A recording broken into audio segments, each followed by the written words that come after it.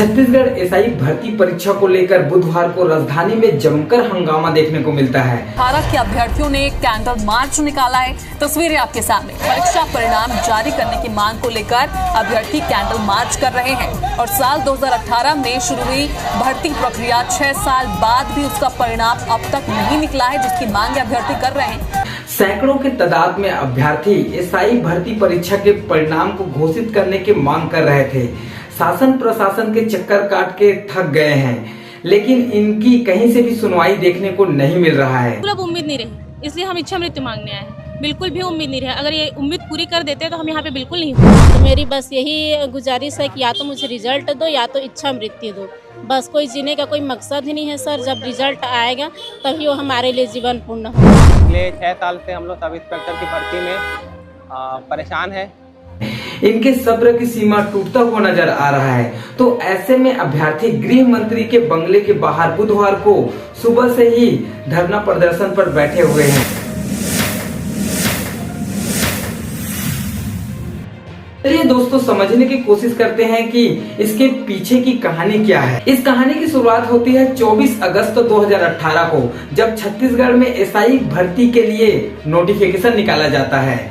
इस पर आवेदन करने की आखिरी तिथि 16 सितंबर 2018 को रखी जाती है। इसमें कुल पदों की संख्या 665 रखा गया था। इस पोस्ट के लिए आरटीआई की जानकारी के मुताबिक 1,74,000 उम्मीदवारों ने इस पर ऑनलाइन आवेदन फॉर्म भरा था।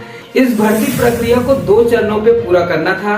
पहली चरण में डॉक्यूमेंट वेरिफिकेशन और फिजिकल टेस्ट रखा गया था। दूसरी चरण में लिखित पेपर रखा गया था।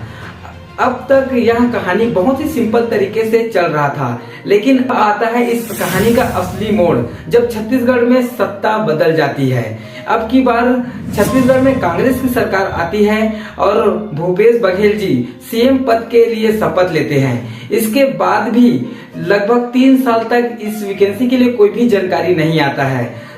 तब जाकर कांग्रेस सरकार ने 24 जुलाई 2021 को इस भर्ती प्रक्रिया को नई सिरे से लेने के लिए एक नोटिफिकेशन जारी करती है। कांग्रेस सरकार द्वारा 1 अक्टूबर 2021 को इस भर्ती के लिए नए नोटिफिकेशन जारी करती है। नोटिफिकेशन में इसके पदों की संख्या में बढ़ोतरी की जाती है, जिसमें 975 पद के लिए भर्ती निकाली जाती है। इस बार इसकी अंतिम तिथि 30 अक्टूबर 2021 तक रखा गया जाता है। इसके बाद इस भर्ती के लिए 21 साल से 34 साल के युवाएं इस पर आवेदन कर सकते थे। इसके परीक्षा पैटर्न्स पर भी बहुत बदलाव किए जाते हैं, जिसमें टोटल 5 चरणों पर इसकी एग्जाम को आयोजित किए जाने वाले थे। इसमें physical management, pre return test, mains return test और डॉक्यूमेंट वेरिफिकेशन और आखिरी में इंटरव्यू रखा गया था। इसमें टोटल 100 अंकों के लिए एग्जाम लेना था। इसके लिए 1,48,000 उम्मीदवार ऑनलाइन आवेदन फॉर्म भरते हैं, जिसमें से पहले चरण पे सिलेक्ट होते हैं 70,741 अभ्यर्थी। दूसरे चरण के लिए सिलेक्ट होते हैं। इसका दूसरा चरण प्री रिटर्न टेस्ट 29 जनवरी 2023 को आयोजित की जाती है, जिसमें 62,991 अभ्यर्थी शामिल होते हैं।